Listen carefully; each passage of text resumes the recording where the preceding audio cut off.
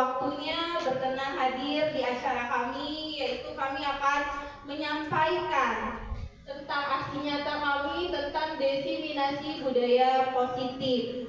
Saya akan berkolaborasi dengan teman CGP saya juga, ada Bu Ayat. Ya, terima kasih waktunya Ibu Sherly atas kesempatannya. Baiklah, sebelumnya saya ucapkan Assalamualaikum warahmatullahi wabarakatuh. Waalaikumsalam warahmatullahi wabarakatuh. Ya, selamat siang. Salam sehat bagi kita semua. Tabi pun. Ya pun. Ya, sebelum kami melakukan presentasi mengenai budaya positif yang akan kami sampaikan, sebelumnya saya mengucapkan terima kasih yang sebesar-besarnya kepada Ibu Kepala Sekolah yang telah mendukung kami dalam kegiatan program pendidikan guru penggerak yang kami laksanakan. Baiklah, saya juga ucapkan terima kasih kepada Bapak Ibu Guru yang telah meluangkan waktunya, menyempatkan waktunya untuk berkumpul di sini. Kami mengucapkan terima kasih banyak, dan sekali lagi kami menyampaikan bahwasanya bukan berarti kami berdiri di sini kami menggurui atau kami lebih tahu atau lebih pintar atau lain sebagainya. Kami hanya ingin berbagi praktek baik yang telah kami dapatkan dari program pendidikan guru penggerak yang sedang kami laksanakan. Sekali lagi mohon maaf ya Bapak Ibu, bukan kami untuk menggurui, bukan kami berarti lebih pandai atau yang lainnya. Sekali lagi kami mohon maaf. Kami yakin Bapak Ibu guru sudah lebih berpengalaman dalam hal melakukan pembelajaran di kelas. Baiklah, sebelum itu kami akan mulai untuk presentasinya. Yuk, sebelum kita presentasi, biar kita lebih rileks, biar kita nggak ngerasa capek, jenuh, Bapak Ibu silahkan berdiri terlebih dahulu. Berhadap-hadapan ya Bapak Ibu. Baik, berhadap-hadapan Bapak Ibu cari pasangan. Yang nggak ada pasangannya boleh madep ke depan. Ada pasangannya yang mundur baiti ya nggak apa-apa. Nih, sama Bu Ayat diwakili. Iya. Kalau sudah berhadap-hadapan, silakan senyum 30 detik untuk ngerileksin ya saraf-saraf yang ada di muka. Ayo saling lihat-lihatan. Jangan sampai jatuh cinta ya Bapak Ibu ya. Ayo Bapak Edi lihat saya Pak kalau ada pasangannya. Akhirnya senang sekarang ya Pak Ibu ya. Gimana? Sudah rileks? Sudah happy? Yang tadinya jenuh sudah kembali fit lagi? Udah nggak jenuh? Sekarang silahkan duduk kembali. Saya ucapkan terima kasih. Kita sudah melakukan relax tadi ya, melakukan senyum sebentar. Karena hidup itu memang perlu senyum ya Bapak Ibu, supaya apa? Supaya terlihat lebih muda. Ya, jadi kalau kita senyum terus, insya Allah kita terlihat awet muda, keriputnya juga berkurang Pak, Bu. Ya, sekarang ada di kesempatan forum diseminasi. Jadi sebelum kami ada di lab sini, kami sudah melakukan pembuatan keyakinan kelas. Ya, jadi hasil dari keyakinan kelas yang sudah kami buat di kelas 11.6 dan 11.4 yaitu menghargai siapapun, menjadi pendengar yang baik, menjaga kebersihan lingkungan kelas, melaksanakan tugas piket, menjaga fasilitas sekolah, kemudian yang terakhir tolong menolong sesama murid di kelas. Ya, jadi kami sudah buat posternya untuk keyakinan kelas itu. Ada untuk kelas 11.6, ada menjaga kebersihan, ada melaksanakan tugas piket, menjaga fasilitas, kemudian tolong menolong, hadir tepat waktu. Itu adalah konsekuensi keyakinan mereka yang telah mereka sendiri buat Dan disepakati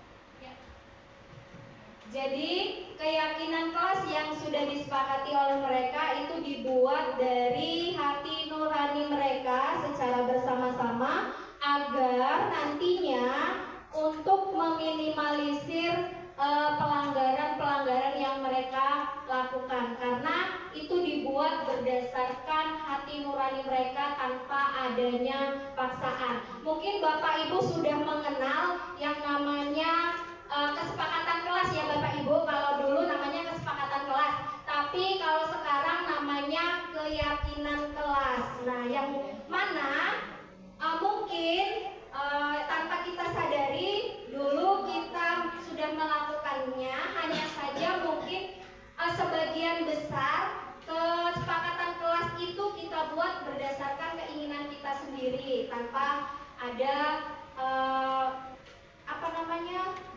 tanpa adanya paksaan atau tanpa adanya kemerdekaan daripada murid itu sendiri. Sedangkan sekarang dalam kurikulum merdeka itu diharuskan kita berpusat pada murid. Jadi keyakinan kelas yang kita buat ini tentunya harus berdasarkan kesepakatan murid itu sendiri. Itu ya Bapak Ibu.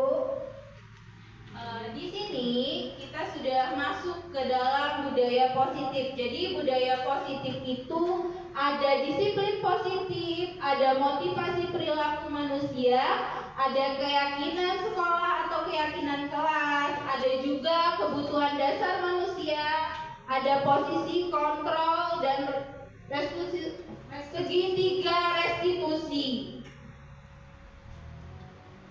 Disiplin positif. Saya yakin di sekolah kita kan sudah menerapkan apa sih itu disiplin positif, antara lain dengan kita melakukan 5S, senyum, sapa, salam sudah kita lakukan. Kemudian juga kita sudah melakukan sholat duha berjamaah. Terus dengan buaya sudah melakukan sembahyang. Begitu juga dengan kita melakukan piket kelas dengan bersih-bersih sekolah. Kemudian juga ada Jumat bersih. Jadi disiplin positif ini merupakan suatu cara penerapan disiplin yang mengajarkan anak untuk bertanggung jawab. Jadi anak itu bertanggung jawab tentang apa yang mereka harus lakukan sebagai siswa. Kemudian dari sini juga bisa menumbuhkan kesadaran diri berdasarkan nilai-nilai kebajikan.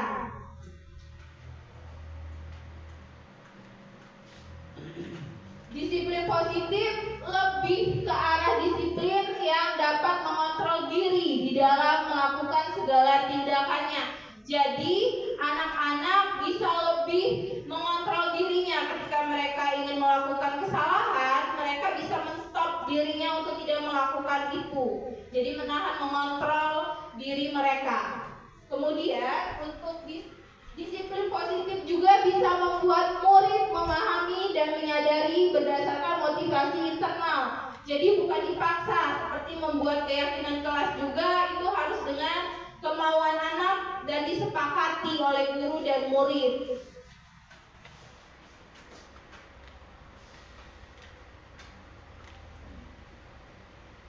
Jadi ini adalah contoh video yang sudah diterapkan untuk disiplin positif. Jadi setiap pagi pasti ada guru-guru yang piket, bergantian piket untuk melaksanakan salaman, senyum, menyapa siswa. Bisa dilihat videonya. Nah, setelah Bapak Ibu melaksanakan tugas piket yang sudah dibuat secara bergiliran, yang mana pada saat itu kita menyapa anak dengan pendekatan, kemudian menyapa dengan senyum dan lain sebagainya. Kira-kira perasaan apa Bapak Ibu yang Bapak Ibu rasakan? Mungkin Bu Umi dulu, Bu Umi.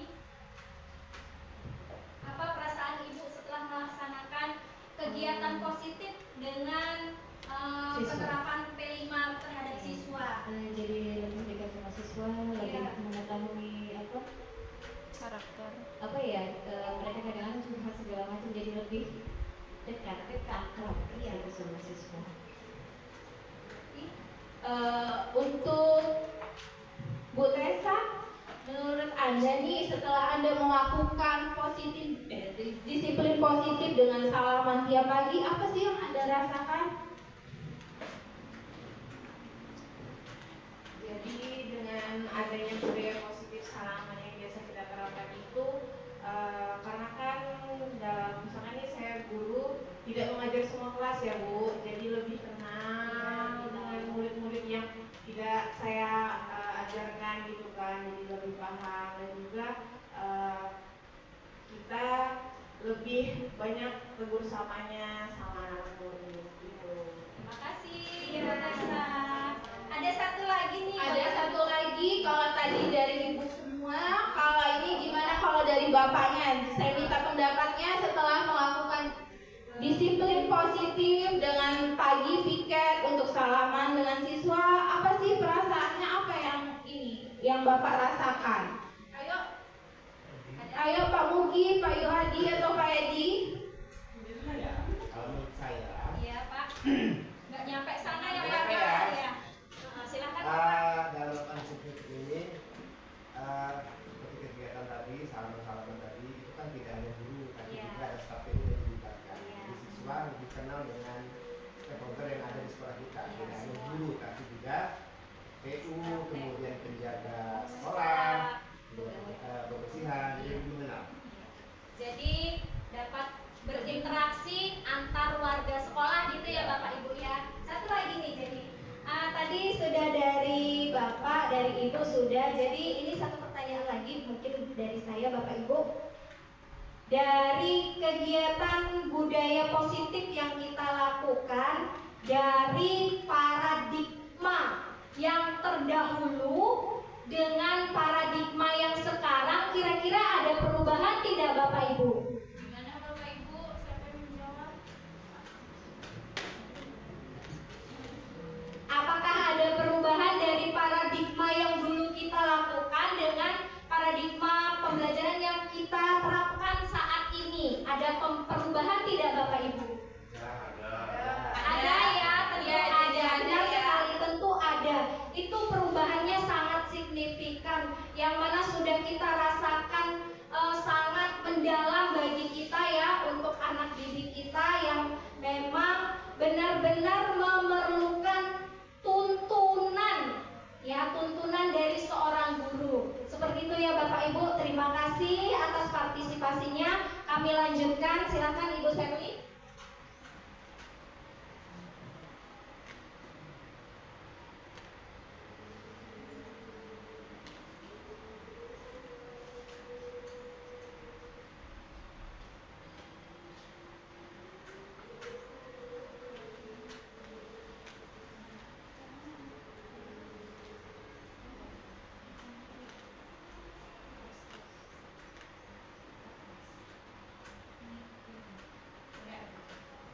Jadi ini adalah contoh, bisa dilihat ada foto yang dimasukin, ini fotonya Bu Wayan waktu lagi buat keyakinan kelas. Jadi di sini Bu Wayan itu membuat keyakinan kelasnya dengan membagikan sticky note. Jadi anak bisa menuliskan di sticky note-nya apa sih yang mereka mau, kelasnya mau seperti apa, bisa mereka tuliskan di sticky note. Jadi kalau misalnya mereka mau ngomong, belum tentu mereka mau, tapi kalau kita suruh nulis di sticky note, mereka lebih nyaman, lebih percaya diri, menuliskan, menuangkan apa yang ada di pikiran mereka, apa yang mereka yakini pada saat berada di kelas itu, sehingga mereka akan merasa lebih nyaman dengan apa yang mereka buat sendiri. Seperti itu Bapak Ibu ya. Ya, jadi dari kalimat-kalimat siswa yang ada di sticky note, kita juga nanti sama-sama kita buat kalimat yang lebih positif. Misalnya, jangan membuang sampah sembarangan, jangan, dilarang. Kita buat jagalah kebersihan kelas. Jadi itu lebih positif kalimatnya. Nah, bersama-sama kita dengan siswa membuat membuat kalimat yang mereka buat di sticky note menjadi lebih positif. Kalimat lebih positif. Ada yang bisa tambahin? Ya, ini gambar pengalaman saya pada saat membuat keyakinan kelas dengan siswa saya di kelas 11-4, yang mana mereka sangat antusias setelah saya berikan kertas sticky note tersebut, Bapak Ibu. Kalau kita tidak berikan kertas sticky note itu, mereka bingung, malu-malu, ragu, takut, bahkan mungkin. Nah, setelah kita berikan pengarahan, pengertian dengan pendekatan dan memberikan kertas sticky note tersebut, mereka dengan leluasa menuangkan apa yang ada dalam pikiran mereka untuk mereka tulis dan mereka terapkan di kelas. Jadi ini pengalaman saya saat membuat keyakinan kelas tersebut. Setelah mereka menuangkan kalimat-kalimatnya di depan papan tulis tersebut, kemudian dikelompok-kelompokkan terlebih dahulu, Bapak Ibu.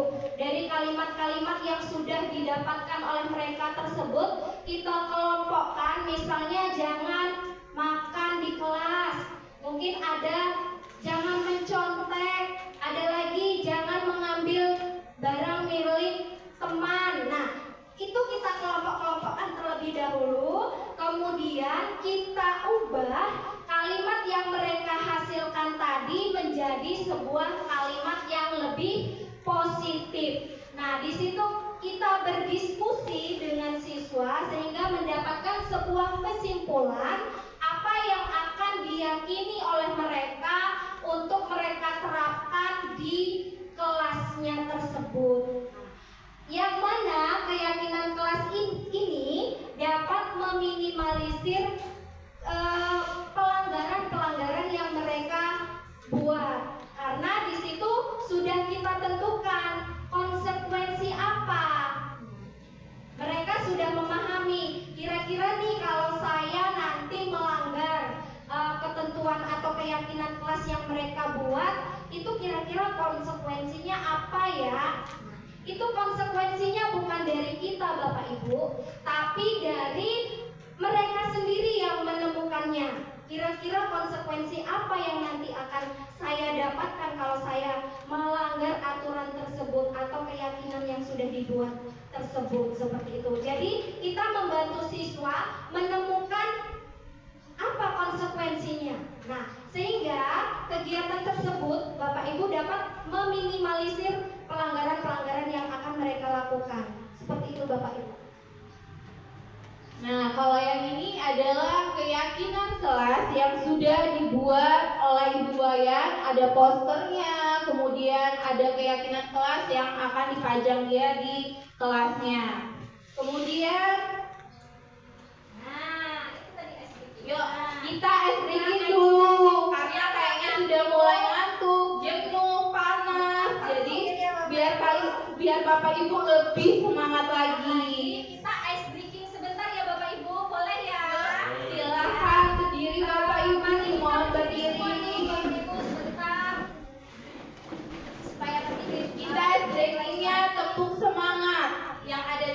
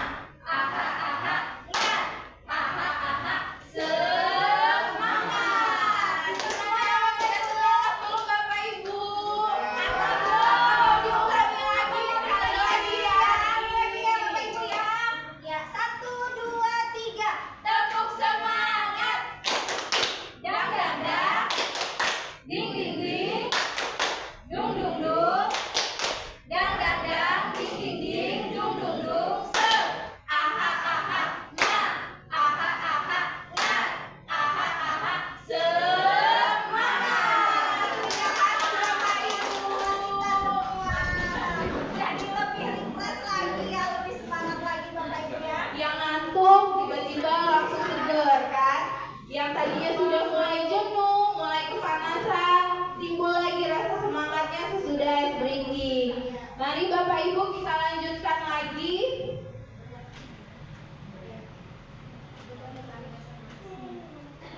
Ya, jadi ada kebutuhan dasar manusia. Jadi ketika seorang murid melakukan suatu perbuatan yang bertentangan dengan nilai-nilai kebajikan atau melanggar peraturan yang telah dibuat, itu sebenarnya dikarenakan mereka gagal memenuhi kebutuhan dasar mereka, kebutuhan dasar hidup mereka. Nah, bisa dibaca Ibu, Bapak Ibu, itu ada studi kasus tentang Ibu Zulaika. Jadi guru wali kelas 9H sedang bingung menghadapi ulah satu muridnya di kelas. Tommy, beberapa anak telah mengeluhkan Tommy yang sering meminta bekal makan siang temannya. Kira-kira Bapak Ibu menemukan tidak anak yang seperti itu di kelas? Pasti pernah nggak nemuin anak yang suka ngambil makanan temannya di kelas? Ada ya? Pernah? Ya, jadi kita akan membahas tadi kasus tentang ini. Ya, seperti apa nanti prosesnya? Jika Anda menghadapi situasi seperti Ibu Zulaika, apa yang Anda lakukan menurut Anda? Kira-kira apa alasan Doni melakukan hal itu? Jadi kira-kira kalau misalnya nih kalian wali kelas, Bapak Ibu wali kelas menemukan ada siswanya yang sering bener ngambil makanan temannya setiap hari, ada aja masalahnya dia ngambil makanan temannya, kira-kira apa sih sebagai wali kelas yang akan Bapak Ibu lakukan?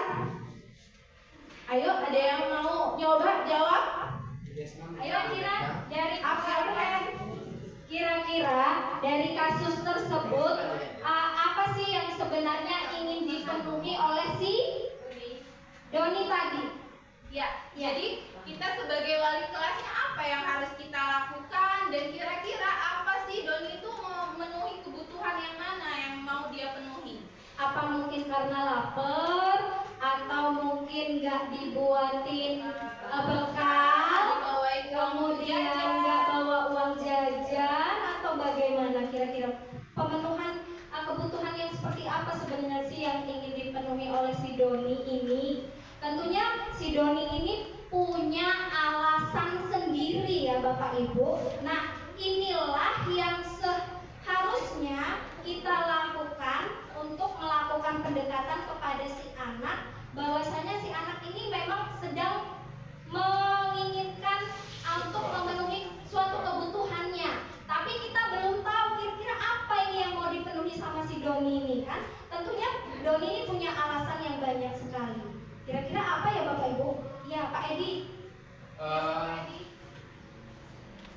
Si Tommy itu sebenarnya dia Tommy Pak Edi. Doni ya. Tommy. Sebenarnya dia hanya menginginkan suatu perhatian. Iya, benar sekali. Sebenarnya Tommy ini pengen perhatian. Selain Terus perhatian, ada apa lagi selain perhatian? Ayo Bapak Ibu. nah, ini berhubungan dengan Kebutuhan dasar manusia. Kebutuhan dasar manusia itu ada 5. Nah, kira-kira sebelum saya sebutkan, Bapak Ibu, kira-kira udah ada yang tahu Ya, belum? selain Sudah untuk disebutkan sama Pak Edi. mengalihkan perhatian, apalagi? Perlu perhatian dan kasih sayang. Iya Pak Yuladi. Ya mungkin si Tommy dipanggil dulu kendaraan masalah pribadi. Ya. Nah, tanya apa penyebabnya. Ya mungkin dari keluarga mungkin ada yang kurang harmonis. Itu mungkin salah satu penyebab Tommy melakukan demikian. Iya, Ya, benar dari sekali. keluarga kurang harmonis. Terus ada apa lagi kira-kira? Perhatian dari orang tua. Kurang perhatian dari orang tua. Kita mau berangkat sekolah tidak dimakan. Jadi dia merasa lapar. Ya. Nah, salah satu kebutuhan manusia yaitu adalah apa? Bertahan hidup. Dengan cara apa? Makan. Itu tadi ya Bapak Ibu. Nah, Ada lagi Bapak Ibu. Ayo. cukup kayaknya Bu. Nah, kita tampilkan nih sekarang. Kira-kira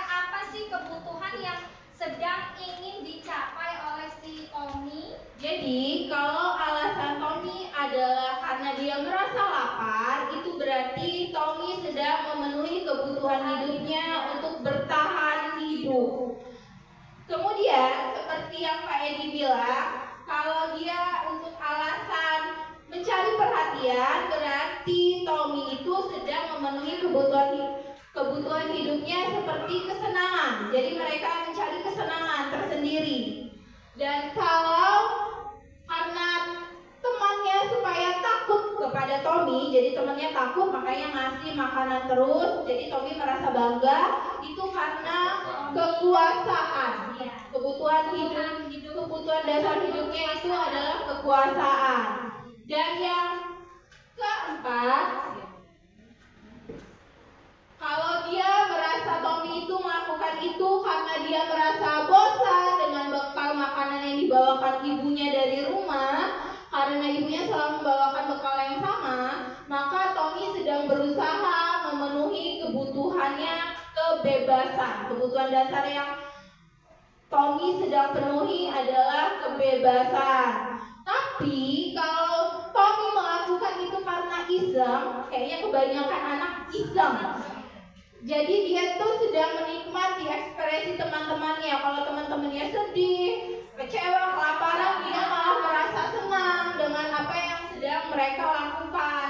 Itu berarti Tommy berusaha memenuhi kebutuhan dasarnya kesenangan.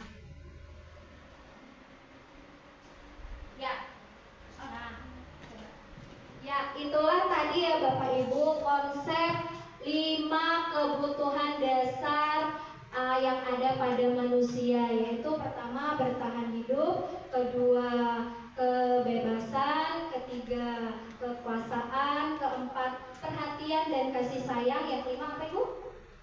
Kesenangan. Nah, itulah kebutuhan dasar yang diperlukan oleh manusia, yang mana itu sangat lumrah kita lakukan. Mungkin Bapak Ibu tidak hanya pada murid kita. Jadi kita harus benar-benar memahami karakter yang ada pada diri murid kita. Begitu ya Bapak Ibu.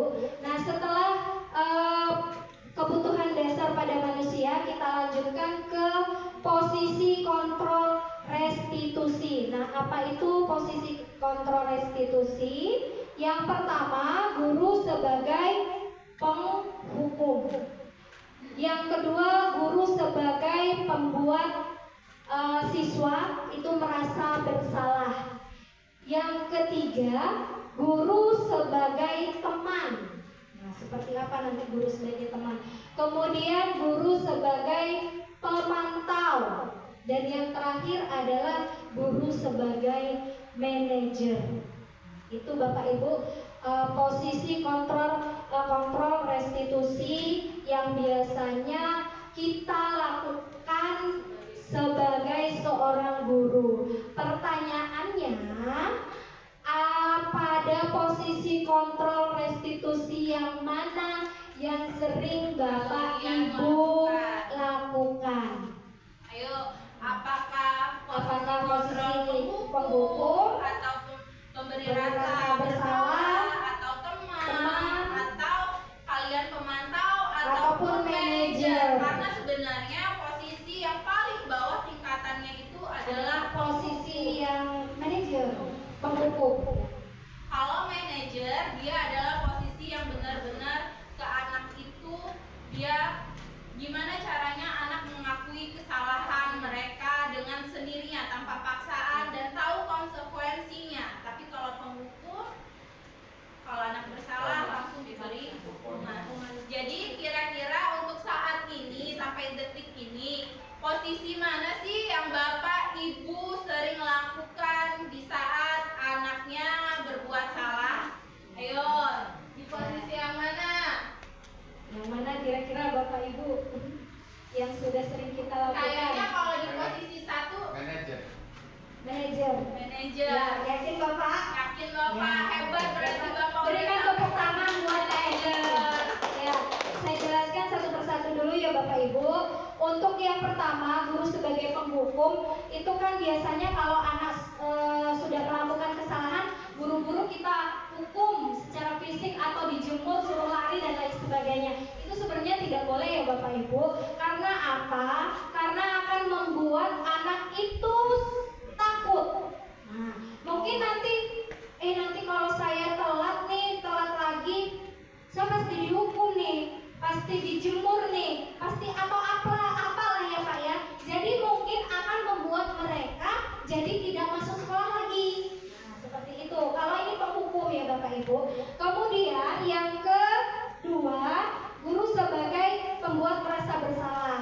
Nah, pada saat anak melakukan kesalahan, mungkin guru ini memberikan pertanyaan atau tentang, kok kamu melakukan ini sih nak? Udah berapa kali ibu bilang, kamu nggak sayang dengan ibumu, udah banting tulang cari uang, kamu malah seperti ini, kamu nggak sedih. Nah itu kan kita membuat mereka menjadi merasa bersalah. Nah ini juga sebenarnya tidak boleh ya Bapak Ibu. Karena apa? Karena akan menghilangkan atau mengurangi motivasi mereka dalam belajar. Seperti itu. Yang ketiga, guru sebagai teman. Nah, kalau sebagai teman nih kita melakukan pendekatan kan ya, mungkin kita bicaranya, kamu sayang nggak sama diri kamu? Kamu punya tujuan nggak sekolah? Apa sih yang membuat kamu begini? Boleh dong cerita sama ibu. Nanti ibu nggak cerita-cerita kok sama yang lain. Nah, seperti itu, ini mungkin bisa jadi lebih baik juga ya Bapak Ibu untuk menerapkan posisi kontrol. Kemudian yang keempat yaitu guru sebagai pemantau. Mungkin ibu sebagai wali kelas nih, ada laporan dari guru misalnya, oh ibu tadi anaknya seperti ini misalnya. Nah ibu yang tiba-tiba langsung misalnya manggil aja gitu kan, mungkin kita marahin atau apa. Nah itu sebagai pemantau, setiap hari mungkin merasa dipantau tuh anak itu, jadinya merasa bosan, udahlah saya nggak masuk aja lah pelajaran ibu ini. Nah misalnya seperti itu. Kemudian yang kelima yaitu guru sebagai manajer. Nah ini yang benar-benar baru sebenarnya harus kita pelajari Bapak Ibu, yang mana posisi manajer ini kita cari tahu terlebih dahulu apa sih sebenarnya yang menyebabkan anak didik kita itu melakukan kesalahan. Kita ajak bicara pelan-pelan, kemudian kita cari solusinya, tapi solusi itu didapatkan dari diri mereka sendiri, bukan dari kita. Nah, mereka bisa memahami apa yang mereka lakukan itu salah, kemudian mereka bisa menyadari dari hatinya bahwasanya yang mereka lakukan itu salah, sehingga mereka mampu berusaha untuk merubah sikapnya yang tadinya tidak baik menuju yang baik. Nah, seperti itu Bapak Ibu. Izin menambahkan, jadi kalau misalnya guru sebagai penghukum itu tidak baik Bapak Ibu, karena mental anak akan menjadi down. Jadi anak ada rasa ketakutan setiap dia melakukan kesalahan, sehingga anak juga tidak bisa mengembangkan kompetensi dirinya secara maksimal karena rasa ketakutan itu yang ada. Tapi kalau untuk di posisi nomor 2, guru sebagai pembuat merasa bersalah adalah yaitu kamu gak kasihan sama ibu kamu yang pontang-panting nyari duit, apa kamu gak kasihan dengan bapak kamu. Jadi kita membuat anak itu ngerasa bersalah, itu juga sebenarnya tidak baik. Jadi dia bisa down karena mentalnya down karena ulah kita. Begitu juga dengan guru sebagai posisi teman. Sebenarnya guru sebagai posisi teman itu adalah ketika guru mengajak anaknya berbicara, terus itu gurunya bilang gini, ayolah tolong ibu, jangan ribut, nggak kasihan apa sama ibu, ayo tolong ibu. Nah itu adalah contoh dari guru sebagai teman. Jadi mereka karena merasa tolong ibu, itu jadi kayak teman anak-anaknya. Jadi itu sebenarnya tidak bagus juga. Nah untuk posisi pemantau itu adalah melihat bagaimana anak muridnya melakukan kesalahan. Bila melakukan kesalahan, maka mereka harus tahu konsekuensi yang telah mereka buat. Makanya ada keyakinan kelas. Kemudian kalau guru sebagai manajer ini dia biasanya. Karena dia menyelesaikan masalahnya dengan ada segitiga restitusi. Nah, di segitiga restitusi itu ada penstabil identitas. Jadi kita tidak menjudge anak ketika anak itu melakukan kesalahan, kamu salah gitu. Kamu salah telah berbuat bolos, itu salah. Enggak. Tapi kita lebih gimana ya? Kita menanyakan dulu, kenapa sih anak itu berbuat salah? Kamu pasti ada alasannya. Ketika anak sudah merasa aman, nyaman, mereka bakal bilang alasan mereka melakukan kesalahan itu apa. Dan kita tidak menjudge-nya, kita hanya bilang, ibu tahu semua orang, namanya manusia pasti pernah melakukan kesalahan. Dan begitu juga memvalidasi, kita memvalidasi kesalahan. Memvalidasi kesalahan itu kita menanyakan, apa sih alasan kamu melakukan itu? Ketika anak sudah membicarakan apa sih alasan mereka melakukan kesalahan tersebut, kita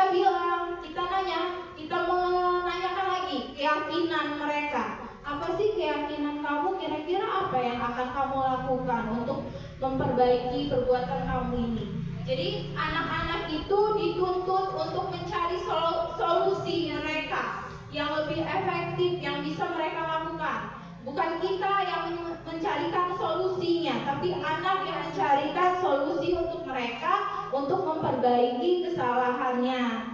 Jadi begitu Bapak Ibu untuk posisi kontrol restitusi.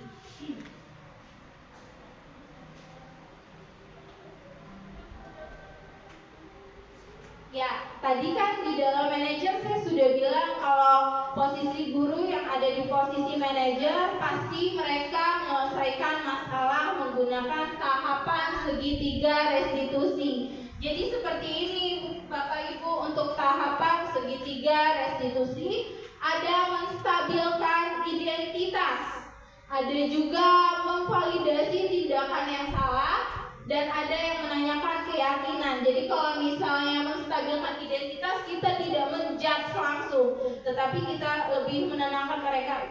Gak apa-apa kok, semua orang juga pernah melakukan kesalahan. Kesalahan itu adalah hal yang manusiawi. Jadi di situ anak bisa lebih berani mengungkapkan pendapat mereka. Tapi kalau kita langsung menjudge, yakin anak jadi takut untuk melakukan apa sih ini mereka, makanya melakukan itu anak lebih takut. Tapi kemudian setelah melakukan menstabilkan identitas, kita melakukan validasi tindakan yang salah. Kita menanyakan alasan mereka melakukan kesalahan tersebut. Jadi kita menanyakan, apa sih alasannya? Pasti kamu melakukan hal tersebut ada alasannya kan? Apa ya alasannya? Nah, anak berani menceritakan alasan mereka, apa untuk kesenangan mereka, atau mereka misalnya mengambil makanan itu untuk mereka merasa lapar, itu alasannya. Kemudian menanyakan keyakinan. Jadi pasti wali kelas sudah punya namanya aturan atau keyakinan, konsekuensi anak ketika melakukan kesalahan. Jadi kita ingatkan lagi ke mereka, apa keyakinan kamu? Keyakinan kelas kamu apa? Dan apa sih yang akan kamu perbuat untuk memperbaiki kesalahan ini? Nah, itu adalah menanyakan keyakinan. Ya, seperti itu ya Bapak Ibu. Segitiga restitusi yaitu menstabilkan identitas. Kita menanyakan terlebih dahulu, kita buat dulu anak itu nyaman tanpa kita ada hukuman atau apa. Jadi nanti anak itu mengalir dengan sendirinya dan mengakui kesalahan apa yang mereka perbuat. Itu menstabilkan. Sebenarnya yang dikatakan Bu Shirley tadi, bahwasanya setiap orang itu pasti pernah melakukan kesalahan dan itu wajar. Hanya saja kita buat anak itu supaya mau mengakui apa sih kesalahan yang mereka perbuat. Kemudian yang pada validasi tindakan yang salah yang mereka perbuat. Nah, kita tanyakan. Nah, setelah mereka menjawab apa alasan mereka, kita tanyakan. Nah, perbuatan kamu tadi itu termasuk keyakinan kelas kita tidak? Seperti itu. Kalau dia jawab tidak, Bu. Nah, kalau memang itu bukan keyakinan kelas kita, kira-kira kamu bisa tidak memperbaiki perilaku kamu? Apa yang akan kamu lakukan? Nah, itu pada tahap menstabilkan. Jadi mereka akan menemukan solusi mereka sendiri tanpa ada paksaan, tanpa ada ikatan yang lebih dengan gurunya, mungkin merasa takut dan lain sebagainya, itu tidak, Bapak Ibu. Jadi mereka akan melakukan perbuatan yang ke arah yang lebih baik itu dari kesadaran mereka sendiri. Seperti itu Bapak Ibu segitiga restitusinya. Bisa dilihat ke layar LCD-nya. Jadi di sini ada tadi kasus, kita bakal membaca lagi, terus itu kita bakal menyimpulkan seperti apa sih segitiga restitusi. Jadi di kasus yang pertama ada guru matematika. Jadi di status pertama ini, kasus yang pertama ini ada guru matematika dan wali kelas 8. Ibu Santi sakit sehingga tidak dapat masuk dan mengajar. Jadi guru matematikanya itu sedang sakit dan tidak bisa untuk mengajar. Jadi digantikanlah oleh guru pengganti, Ibu Eni namanya. Jadi Ibu Eni ini baru 2 tahun mengajar di SMP tersebut. Jadi termasuk guru yang baru yang mungkin anak-anak belum mengenalnya. Kemudian beberapa murid perempuan, Pipi dan Natali, mengetahui hal ini dan mulai menggunakan kesempatan dan bersikap seenaknya terhadap Ibu Eni. Kemudian mereka tertawa dan tidak mengindahkan kehadiran Ibu Eni. Ibu Eni mencoba menyapa Pipi dan Natali dengan ramah sambil mengingatkan mereka untuk tetap fokus pada pengerjaan tugas. Ayolah, tugasnya dikerjakan, nanti ibu ditegur oleh kepala sekolah kalau kalian tidak mengerjakan tugas. Tolong bantu ibu ya. Namun Pipi dan Natali malah tertawa mereka. Ah, ibu santai aja, Bu. Mereka tetap tidak mengerjakan tugas dan malah mengobrol.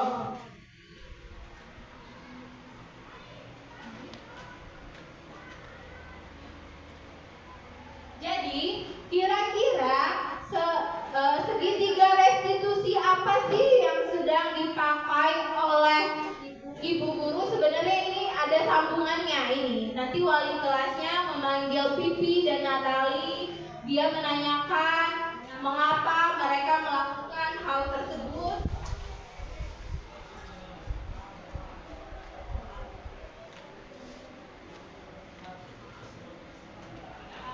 Jadi ini nanti kita coba praktek ya, Bu.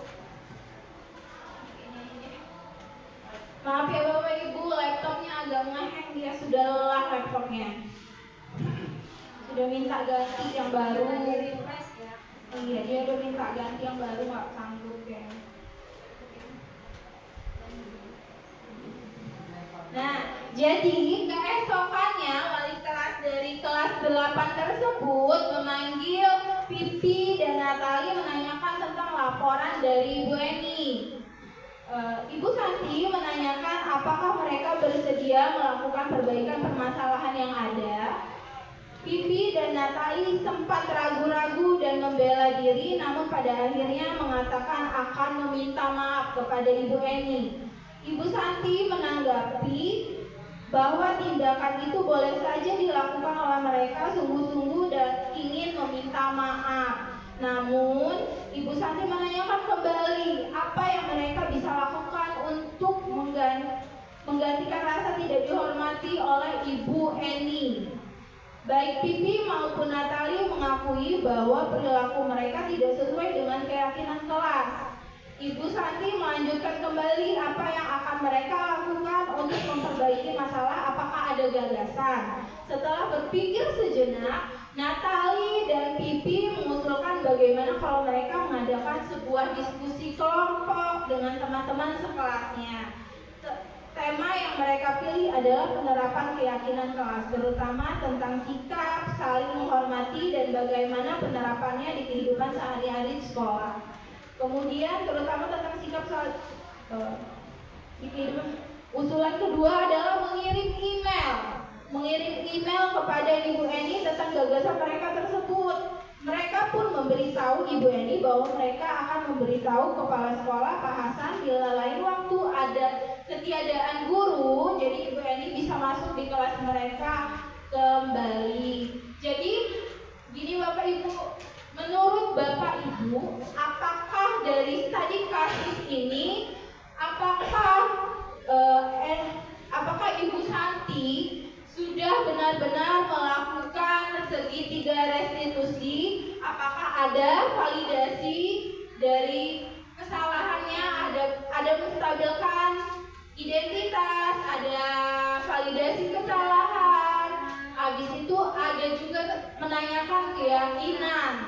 Apakah ada Bapak Ibu? Ayo yang merasa mau menjawab, kira-kira boleh tunjuk tangannya. Menurut Bapak Ibu, kira-kira ada nggak sih menstabilkan identitas? Ada nggak yang Bu Santi? Ibu Santi sudah menggunakan segitiga restitusi tadi Bapak Ibu. Menstabilkan segitiga restitusi itu kan ada 3. Yang pertama, kalau menstabilkan identitas itu seperti Ibu tahu kok, semua orang pasti pernah melakukan kesalahan. Itu hal yang manusiawi, jadi tidak menjudge. Kira-kira ada nggak di situ Pak? Ada. Berarti Ibu Santi melakukan segitiga restitusi. Yang pertama menstabilkan identitas. Kemudian ada namanya memvalidasi kesalahan. Kira-kira ada nggak di situ?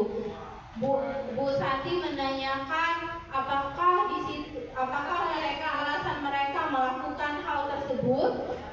Ada nggak Ibu Santi menanyakan Pipi dan Natali melakukan hal tersebut? Ada. Berarti ada segitiga restitusi yang kedua. Kemudian yang ketiga, ada nggak di situ keyakinan kelasnya?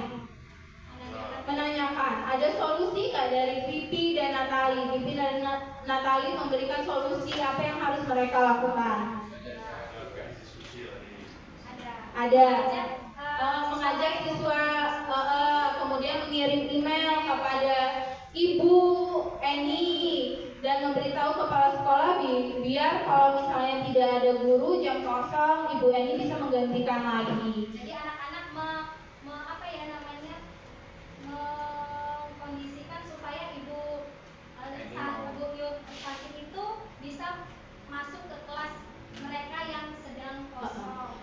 Tapi sebenarnya Bapak Ibu, untuk keyakinan kelas yang sudah dilakukan Pipi dan Natali itu tidak efektif karena dia meng-email gurunya. Gimana sih Bapak Ibu ketika anak melakukan kesalahan dia minta maafnya melalui email, sedangkan mereka di sekolah kan bertemu secara langsung. Sopan nggak kira-kira? Enggak. Terus itu mereka menghadap ke kepala sekolah. Kalau misalnya ada jam kosong lagi, Ibu Eni yang ngegantiin. Sopan nggak kira-kira? Kurang sopan. Jadi sebenarnya segitiga restitusi itu sudah dipakai oleh Ibu Santi, tapi keyakinan kelasnya solusi dari Pipi dan Natali itu tidak efektif. Begitu Bapak Ibu. Sekarang untuk materinya sebenarnya sudah habis Bapak Ibu, tapi kita akan masuk ke sesi tanya jawab. Kira-kira ada nggak pertanyaan? Sebelum kita tutup. Ada Bapak Ibu? Ayo Bapak Ibu, ada yang mau ditanya nggak? Iya Pak Yuhadi, apa Pak Yuhadi, silakan. Tentang keyakinan kelas Bu ya. Iya. Itu sudah ditempel belum ya di kelas itu loh. Jadi kan mungkin kalau misalnya masuk di 11 4 ada hal yang bisa baca, oh ini keyakinan kelasnya, kita bisa menggabungkan. Iya, benar sekali Mas Agus. Jadi kalau untuk di sebelah senam Pak, poster itu belum di print, belum ditempel karena keyakinan kelasnya sudah baru dibuat. Tapi kalau untuk sebelah senam sudah ditempel? Belum. Karena seperti ini Bapak, karena kondisi sekolah kita yang sedang dilakukan perbaikan, karena kelas saya kebetulan juga kan memakai kelas 12.2, jadi belum ditempel semua Bapak. Nanti kalau sudah kembali ke kelasnya masing-masing, nah itu baru kami tempel semua Bapak Ibu untuk keyakinan kelasnya. Untuk pendapat seperti Pak Yadi tadi bagus, sangat menginspirasi buat kami juga, yang mana apa yang kami sampaikan ini mudah-mudahan dapat Bapak Ibu terima dan dapat Bapak Ibu terapkan di kelas Bapak Ibu masing-masing. Jadi sekali lagi Bapak Ibu, kami mohon maaf bahwasanya apa yang kami sampaikan ini sebenarnya bukan kami menggurui, bukan kami merasa lebih bisa dari Bapak Ibu. Kami yakin Bapak Ibu sebenarnya sudah menerapkan itu di dalam kelas Bapak Ibu masing-masing. Hanya saja mungkin paradigma yang tadinya kita buat ke aturan kelas yang menjadi sebuah keyakinan kelas. Kalimatnya lebih positif. Jadi lebih positif gitu Bapak Ibu. Kalau aturan itu kan kayaknya harus diikuti banget. Sama dengan kalimat ya itu jangan membuang sampah sembarangan, tidak boleh membuang sampah sembarangan. Jadi diubah menjadi jagalah kebersihan, menjadi lebih positif. Ayo Bapak Ibu, ada lagi pertanyaan? Ya, silakan Ibu Umi. Ayo Ibu Umi. Saya bertanya, apakah dampak pada anak bila guru menggunakan posisi kontrol penghukum menghadapi anak yang bermasalah? Itu saja. Ya, mungkin Ibu Sherly atau Ibu Sherly yang mau jawab? Ya, baik Ibu Umi. Jadi seperti yang saya bilang tadi, ketika anak mendapatkan hukuman dan takut terhadap guru tersebut, anak akan merasa ketakutan. Kalau bisa melihat guru itu dia bakalan kabur. Jadi setiap anak mau melakukan mengembangkan kompetensi juga, mereka kayaknya kena ada rasa ketakutan, mereka tidak bebas mengembangkan kompetensi diri yang mereka punya. Kemudian mereka juga akan lebih takut terhadap gurunya. Mungkin kalau kita ngasih hukuman ke anak, mungkin anak akan dendam sebenarnya terhadap kita, walaupun tidak melawan, tapi mereka ngedumel. Ya mungkin bakal nanti kalau udah, kalau sudah mereka sudah tamat, mereka juga menegur, kita juga nggak akan negor karena mereka ada dendam.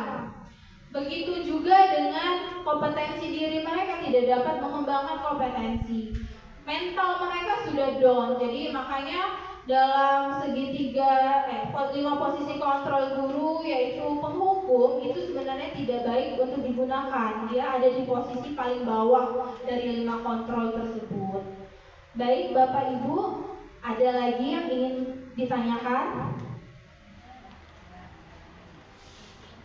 Ayo, waktunya. Iya. Iya, mungkin saya tambahkan sedikit ya Bapak Ibu dari apa yang kami berdua tadi sampaikan, antara kolaborasi saya, Ibu Wayan dengan Ibu Sherly yang kami sampaikan tadi. Tentunya kami punya tujuan Bapak Ibu, mengapa kami menyampaikan ini, yaitu tujuan kami yang salah satunya adalah sebagai pemenuhan tugas kami sebagai calon guru penggerak yang masih kami laksanakan.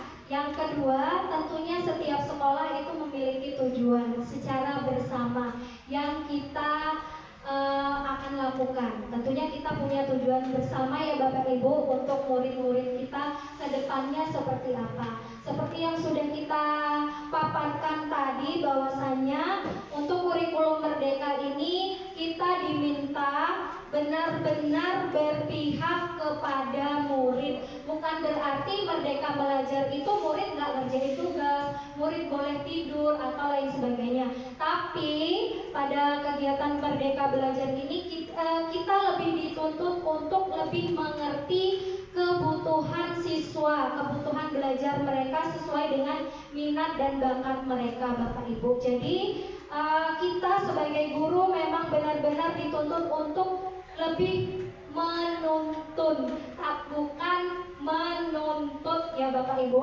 Mungkin selama ini kita tanpa sengaja, tanpa kita sadari, kita lebih banyak menuntut kepada anak-anak. Kamu gak boleh gini, kamu harus begitu, tugasnya harus begini. Itu tidak Bapak Ibu. Nah, itulah yang dimaksud dengan paradigma proses pembelajaran yang kita lakukan itu harus menjadi lebih baik lagi Bapak Ibu. Seperti itu ya Bapak Ibu.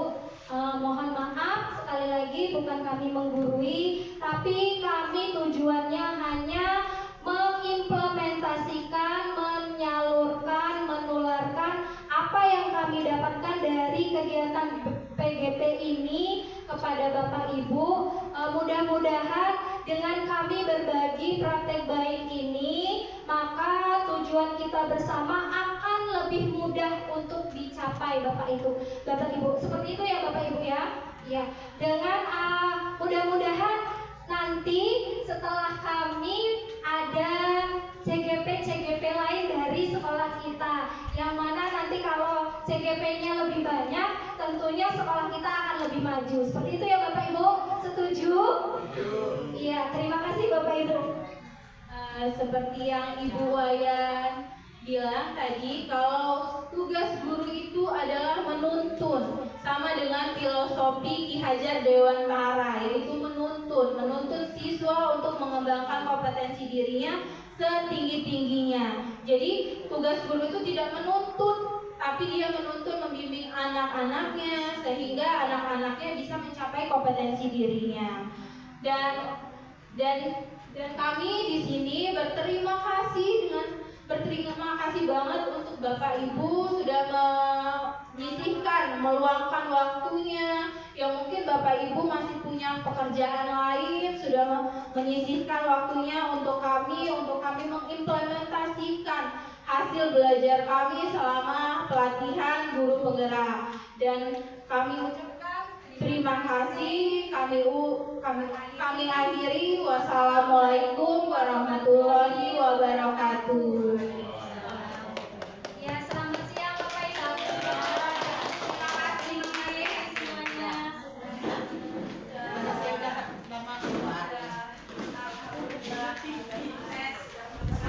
Ya, terima kasih ya Bapak Ibu. Terima kasih Pak. Pati Inka itu mah. Belum 1 jam. Hah? Tadi tak kasih tahu 3 menit lagi. Wayan belum sejam. Mampus. Ya udah tambahin sedikit. Tambah lagi. Belum berapa? Belum sejam. Nanti ini durasinya kecil, lambat. Iya, makanya ini lebih lama. Bisa di slow motion nggak? Udah ya? Nanti dulu biar 1 jam. Hanya biar 1 jam. 1 jam tuh gitu. Tadi tak kasih 3 jam lagi. 3 menit. Sebenarnya tadi sama ngomong lagi. Tadi pertanyaannya ini kurang. Sampai ini lagi beres-beres ya. Lupa kalau bawa ini, Pak. Nggak ada ini. Ya Allah.